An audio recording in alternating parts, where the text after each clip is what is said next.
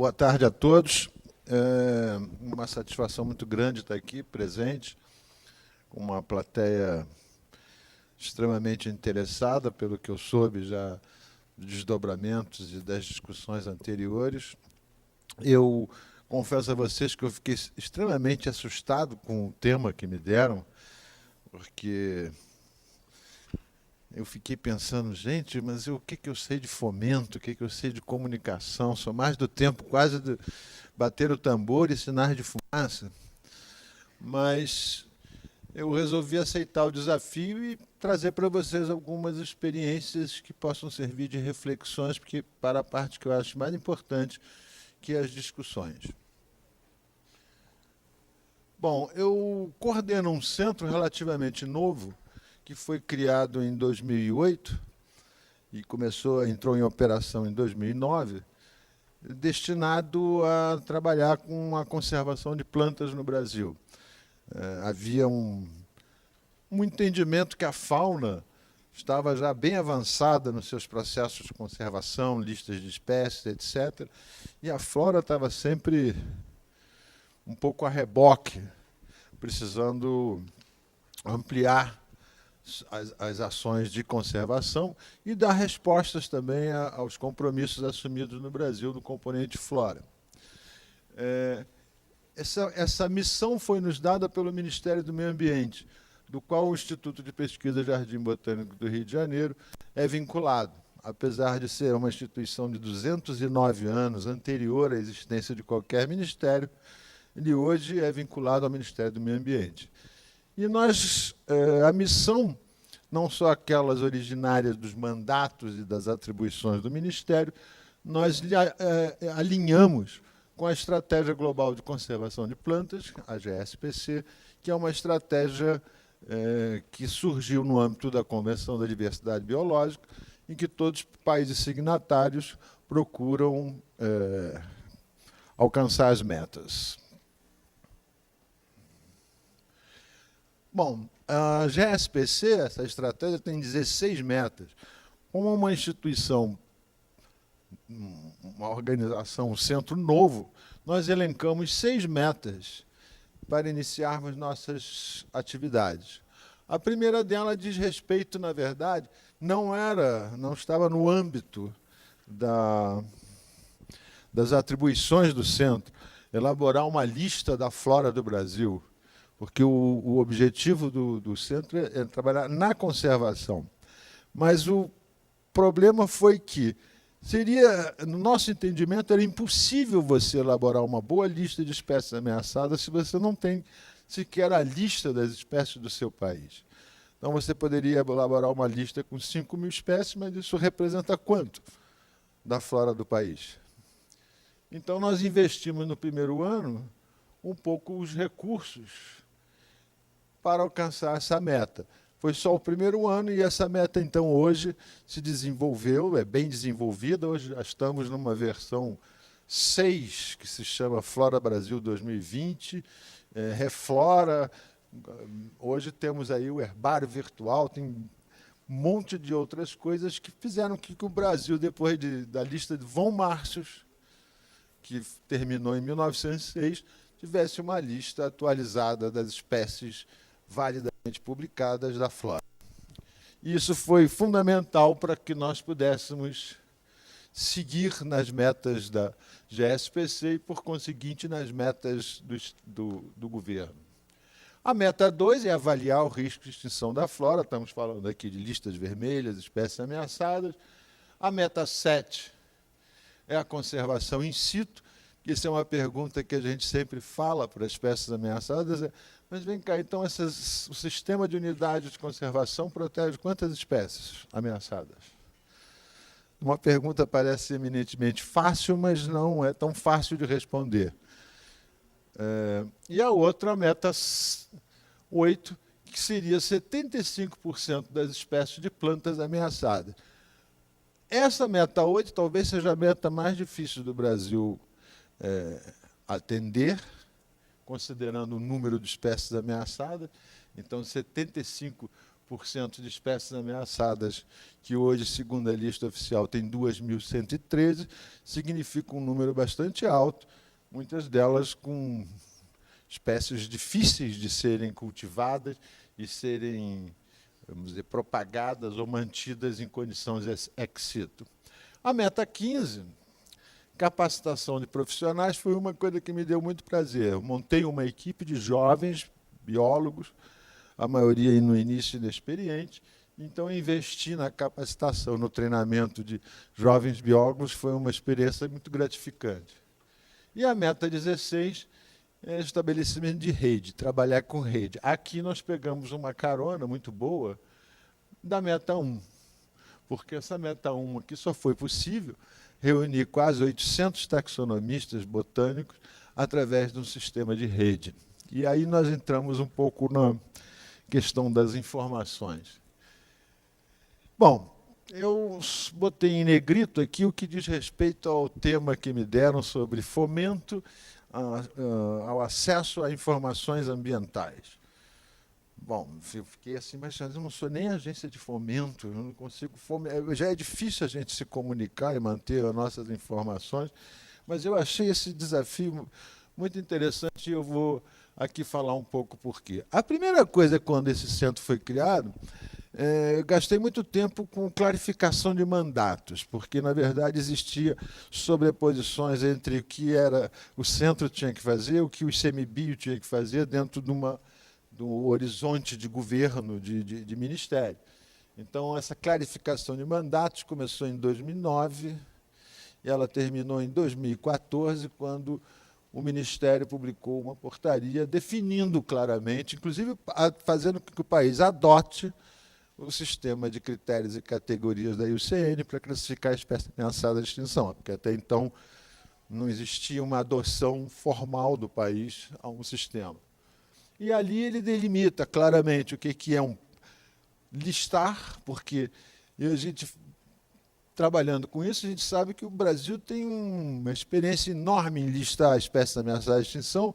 As primeiras listas datam de 1935, listas oficiais em 68, em 72, listas com hiatos de 16, 20 anos. Então, fazer listas era, vamos dizer, o motivo final. E, no nosso entendimento, era como tirar da lista que era o grande negócio. Fazer a lista é o primeiro passo, mas tirar da lista que era um dos passos mais importantes. Então, a gente clarificar mandatos foi importante, elaboração da lista da flora, como eu já falei, foi essencial. Não inventar a roda, essa é aquela coisa que a gente também, em sistemas de informação, então, isso é muito comum, eu devo dizer. Todo mundo está fazendo sistemas, todo mundo tem base de dados, e, na verdade, tem muita duplicação de esforços e de gastos, mas aprender com experiência. E aqui foi a pergunta assim, mas vem cá, alguém já fez isso? Qual o país mega diverso no mundo que elaborou uma lista da flora e avaliou o risco de extinção da flora inteira? E a gente foi descobrir que tinha um país, a África do Sul, que tinha feito esse dever de casa. Então, evidentemente, para não inventarmos a roda, procuramos a África do Sul, fizemos uma parceria e ali aprendemos muita coisa. Então, a gente partiu de experiências e práticas que já existiam e que foi muito interessante, foi um grande aprendizado. Focar em treinamento, como já falei lá. E aqui é que a gente começou a entrar num mundo, para mim como biólogo, um mundo que é o mundo da informação. Aqui a gente desenvolver o sistema aí, para agilizar o processo, garantir a documentação de dados. Eu vou dizer depois o porquê, a importância disso aqui, e as informações associadas, permitir o trabalho online. Então, por exemplo, por que a gente vai, cada reunião, para reunir 500, 600 botânicos para discutir a avaliação de risco? A gente não tem um sistema que os botânicos podem fazer isso online. Precisa ter um bom sistema, qualquer um da sua casa, do seu trabalho, participa e faz esse sistema de rede que não precisa ser presencial, precisa ser bem documentado. Então, essa rede não é fácil, né? você manter uma rede de 500, 600, 700 pessoas atuantes, com prazos, com cobranças, com todos os procedimentos, é uma tarefa, mas ela é de extrema importância. E a outra coisa é a documentação apropriada para tomadores de decisão, que talvez é um dos pontos mais interessantes em conservação, é que o achismo é um perigo para a conservação, principalmente para quem toma decisões. Eu acho que essa espécie está ameaçada, eu acho que aquela área é importante, é um perigo, né? Então, aqui a gente optou para ter a documentação apropriada para que essas informações, a ciência pudesse ajudar a tomada de decisões baseada em informações documentadas. E aqui o foco de tirar da lista e não incluir. Aqui era o nosso principal meta. E a outra é construir parceria. Isso aqui vem daquela palavra que nós todos falamos muito, de integração, mas no mundo competitivo que a gente vive, muitas vezes a integração é um discurso, porque integrar não é fácil. Nós disputamos recursos, dinheiros, e é um mundo bastante competitivo. Aqui eu coloquei esses mandatos oficiais e formais dessa portaria, porque aqui entrou meu primeiro problema de informação ambiental. Eu estou querendo informar quem? Porque se eu recebi um mandato do Ministério para organizar e gerenciar informações, avaliar o estado de conservação, elaborar e publicar os PANs, os Planos de Ação Nacional, para como tirar as espécies, as ameaças das espécies, coordenar a conservação ex situ e elaborar mapas de áreas prioritárias, vamos dizer assim, a minha informação é para quem? Era para o Ministério, para tomadores de decisão.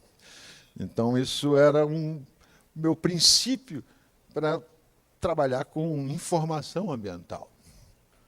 Então, foi por isso que a gente teve muito cuidado na informação. Não é só informar, mas é documentar. Possibilitar uma informação bem documentada e bem embasada. Bom, o outro meu problema de informação era de magnitude numérica.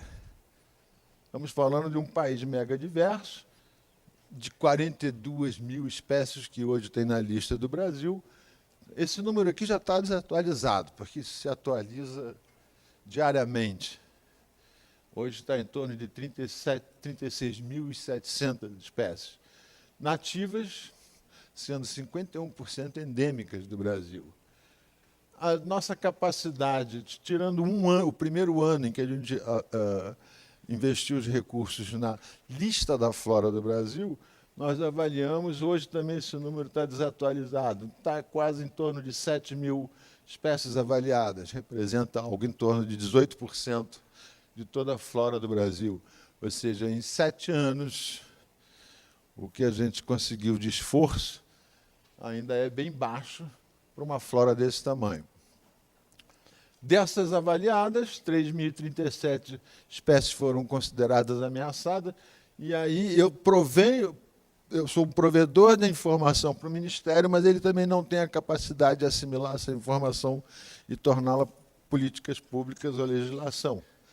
Por exemplo, das 3.037 espécies avaliadas como ameaçadas, a lista oficial brasileira só reconhece até o momento 2.113. Então, temos um número bem grande que tende a crescer em relação ao que foi reconhecido oficialmente. Está aqui. Também o esforço de elaborar planos de ação, e eu vou depois mostrar um pouco o porquê, que é uma comunicação mais complexa, porque aqui eu me comunico com quem são os provedores de ameaça, ou seja, os agentes da ameaça, as comunidades, os governos, em todas as esferas envolvidas num dado território onde aquela espécie ocorre. Então, aqui é uma comunicação muito mais complexa e difícil. E a coisa surpreendente é essa aqui. De 6.198 espécies, 1.101 espécies não foram possíveis avaliar a categoria de ameaça por conta de não terem dados, seus dados serem insuficientes. Isso mostra a importância da pesquisa que a gente precisa ainda fazer para avançar em avaliações consistentes. Falando na informação, eu trouxe isso aqui, né, que é um pouco da gente pensar o que, o quem, o porquê, o quando e onde. Ou para que eu estou fazendo essa informação. E aqui é muito interessante, que eu tirei isso aqui da internet e achei isso aqui ótimo. O cliente explicou assim, o gerente de projeto entendeu dessa maneira, o analista fez esse projeto, o programador codificou assim, o consultor descreveu dessa maneira, documentação zero. O que foi instalado foi alguma coisa aqui pendurada. Cobrança foi altos e baixos. E o que o cliente queria era só isso. Isso foi uma experiência que eu vivenciei quando eu quis cumprir esse mandato, essa atribuição, desenvolver um sistema. E vou mostrar para vocês os dilemas que a gente começa, como um biólogo, a ter uma nova nomenclatura. Eu preciso quase, hoje em dia, de um catálogo de nomes, siglas e sistemas e coisas muito interessantes. Mas a biologia da conservação tem isso, é uma ciência de integração, multidisciplinaridade. E aqui eu acho que essa aqui é muito importante e fundamental para quem quer trabalhar a conservação, porque ela trabalha com a nossa temporalidade. Sem as ferramentas tecnológicas, nós íamos demorar muito mais para a conservação. E conservação, o tempo é cruel. Quando você demorar demais, não dá mais tempo. Então, esse é um ponto que eu já deixo para a reflexão Desenvolvemos um sistema, essa aqui ainda é a primeira versão 1, hoje está na versão 4, basicamente simples, uma estrutura que era buscar os dados, as floras, os checklists da flora do Brasil, listas das espécies da flora do Brasil, já existia um sistema, então eu tinha só que conectar um sistema aqui para falarmos a mesma língua e poder buscar esses dados de forma organizada. Todos os dados buscados aqui, antes deles serem avaliados, eles são consultados por uma rede de especialistas, as referências todas documentadas, dados de outras fontes, como os Species Link, como o GBIF, aqui tem inúmeros. A gente tinha que ter um sistema capaz de processar a busca. É o acesso ao contrário, porque no título da palestra é como eu dou o acesso a todos. Mas eu, para mim, preciso ter acesso ao quem já tem. Então, essa é uma mão uma mão dupla, né? Uma via de mão dupla. Vou ter que correr. Hein? Então, basicamente, o sistema mostrou isso. Isso aqui não interessa, porque isso é só uma forma de você disponibilizar seus dados. Aqui mostra que você disponibiliza seus dados de máquinas para humanos. As máquinas, hoje em dia, também têm que estar preparadas para buscar e acessar esses dados de várias formas, tanto máquina e máquinas humanas. Essa aqui é uma outra visão bem rápida do sistema, né? Busca-se dados, é uma etapa de consolidar os dados, pegar os nomes, confirmar, importa essas bases todas, passa por todos os especialistas que vão verificar se aquele dado está certo, checar, faz-se uma revisão.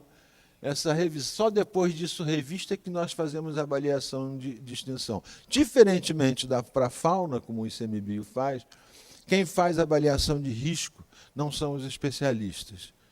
É uma equipe treinada no sistema de critérios e categorias, seguindo até uma recomendação da própria IUCN, que evita as tendências do especialista, de achar que aquela espécie deveria estar ameaçada, mas quando ela não tem dados, fica se forçando tentativas de colocá-la numa lista, e aqui tem que ser uma isenção.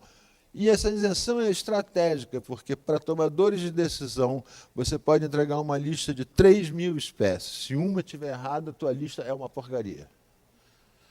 Você não errou numa espécie, você errou na lista inteira.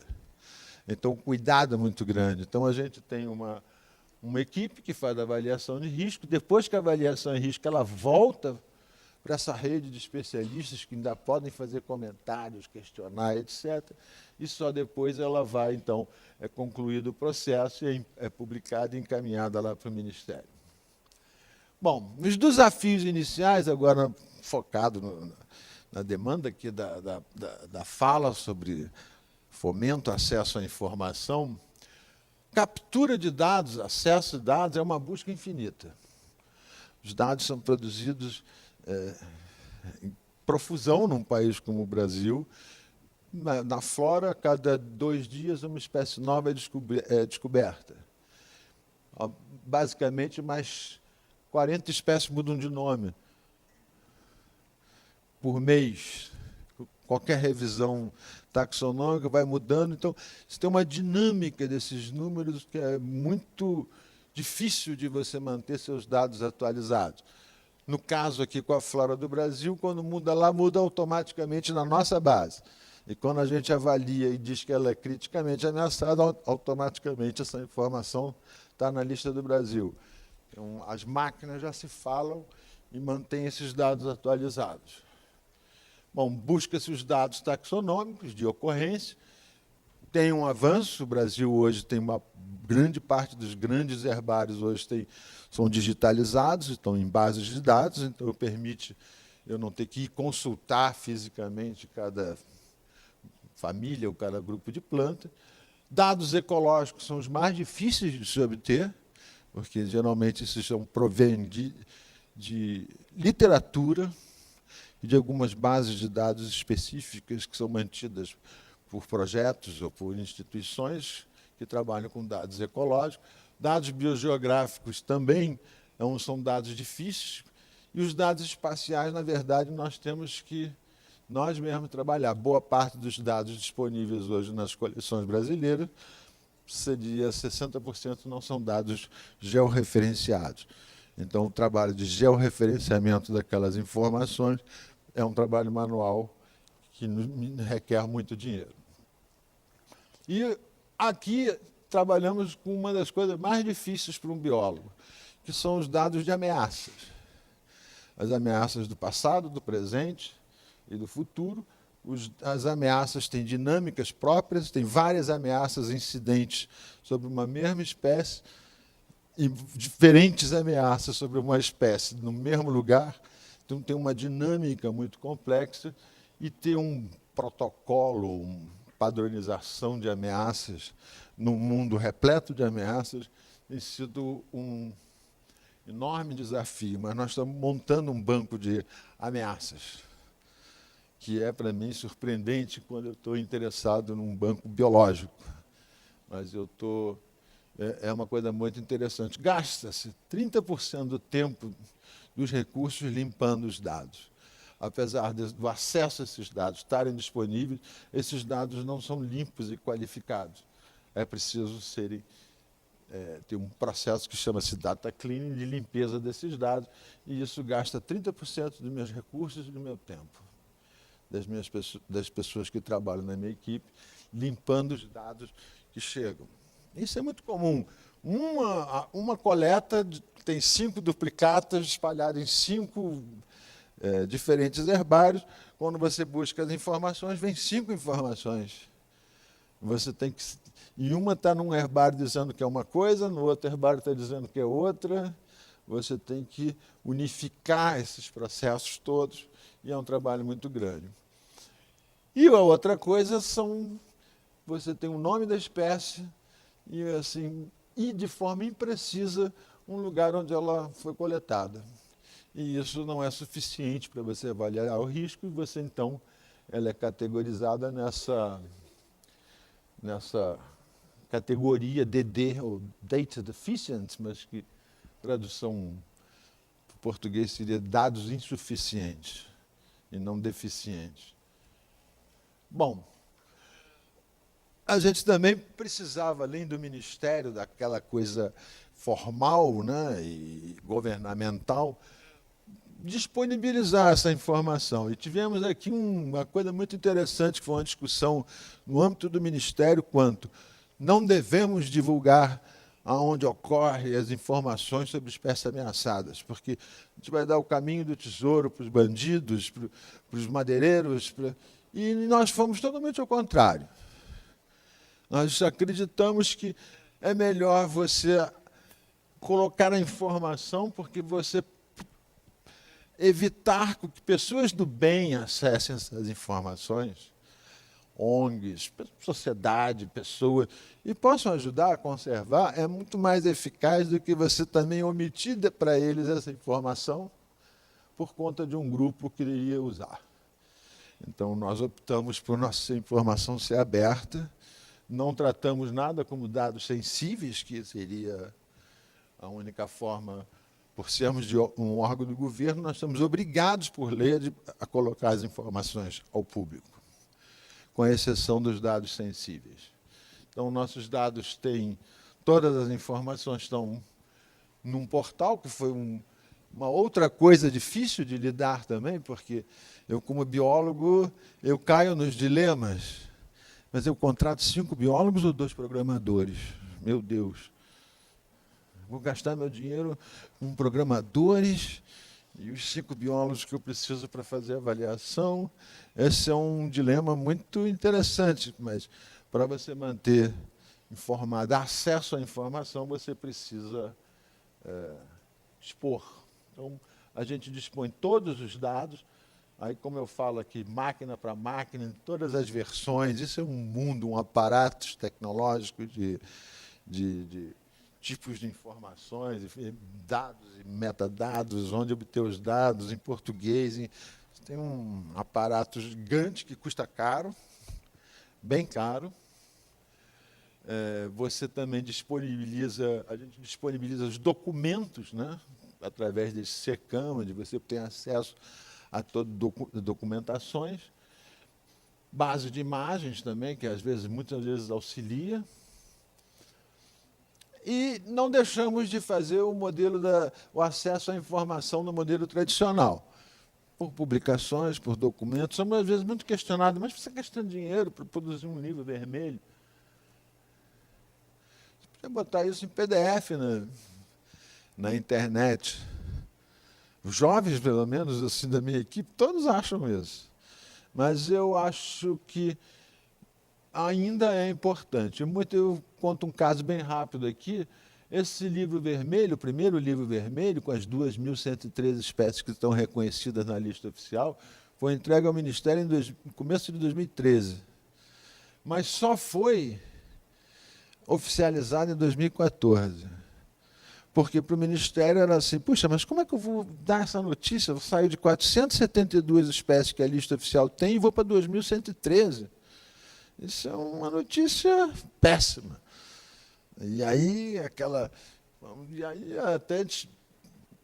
Não, mas vem cá, mas isso só representa 5% da flora, não é tanto assim, isso mostra que o país está avançando na avaliação dos riscos das suas plantas e tal, até que esse livro aqui ganhou um prêmio. E aí é divulgado na imprensa que o livro vermelho ganhou um prêmio e não teve jeito. O livro ele ajudou muito no processo de oficialização da lista. Foi muito interessante. Então, eu acho que ainda é importante, até para prefeituras, lugares de pouco acesso à internet, você ter esse documento. E a outra são os manuais, os guias de campo. Isso geralmente pedido aqui. O IEF de Minas Gerais, por exemplo, nos pediu isso aqui, porque os guarda-parques, a Polícia Ambiental, todos eles precisam ter para ele ver se aquilo que ele está aprendendo ali é aquela espécie. Então, a gente fez um guia com todas as espécies ameaçadas do Cerrado Mineiro, com as fotinhas de plantas por plantas, porque isso aqui ainda tem uma utilidade prática muito grande. Opa, é o último. Então, as reflexões que eu deixo aqui para que a gente possa discutir ao final das apresentações, a primeira, a gente ainda sabe muito pouco. Então, pesquisas feitas em universidades, institutos, tudo isso são extremamente importantes, são cada vez trazendo mais informações que a gente possa aprimorar o que a gente tem como conservação. Mesmo, aqui é uma coisa entre o mundo acadêmico e o mundo, vamos dizer assim, da conservação, né? Tem muito ainda aquelas coisas, não, esse dado ainda não foi publicado, então eu não posso disponibilizar esse dado. Mas isso tem efeito para a conservação, porque uma publicação hoje pode levar 1, 2 anos, dependendo do fator de impacto do nível da revista, aquele dado extremamente importante para a conservação vai ficar sob 2 anos sob custódia para poder ser divulgado ou eu poder ter acesso. Então temos que ter ainda um equilíbrio nessas coisas. Temos muitas lacunas de conhecimento e informações, não só em grupos taxonômicos, mas também em locais. Um exemplo agora, estamos fazendo o livro vermelho das espécies endêmicas do Rio de Janeiro. Segundo menor estado do país, são 39 universidades, públicas, privadas, estaduais, etc., número de instituições científicas, acho que é um estado que sozinho tem mais herbários, chega a ser um absurdo, vários herbários, tem 886 espécies endêmicas, delas 400. As últimas informações datam de 30, 40 anos, algumas de 160 anos. E nós vamos ver se essas espécies tinham desaparecido mesmo. Não. Elas não têm sido coletadas. As pessoas não estão indo para o campo, não estão fazendo os levantamentos. Então, tem um esforço muito grande de trabalho de campo, que é a base dos dados primários. A gente nos falta, às vezes, dados. Você pode até, às vezes, ter dados sobre DNA daquela espécie, mas os dados primários estão 30, 50 anos para lá, é uma coleta que alguém fez. Bom, acho que para a conservação também a ciência nós precisamos trabalhar com síntese e análise, porque essa é a informação que pode, de fato, fazer diferencial para as tomadas de decisões de políticas públicas. Não adianta citar papers ou artigos, você precisa ter essa capacidade de fazer análise e síntese sobre aqueles dados para que isso possa ser, de fato, assimilado pela sociedade e pelos tomadores de decisão. Isso aqui eu já falei, vivemos, quem trabalha com conservação, nesse dilema dos recursos, puxa, eu invisto aqui ou invisto aqui? Porque os números são bem diferentes. Aqui vai ser um analista, um desenvolvedor de sistema, um analista de sistema, tem preços de mercado completamente fora da realidade dos preços de biólogo. Quanto mais informações mais dinheiro você gasta, porque você começa a ter que investir em storage, coisas complicadíssimas, big data e não sei o quê.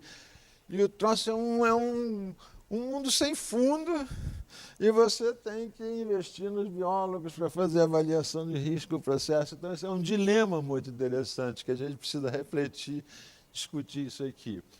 E a questão da temporalidade, onde produzir conhecimento leva um tempo, conservação leva outro e precisa de ser rápido, porque se você muitas vezes esperar aumentar demais o conhecimento, você quando for conservar, já era.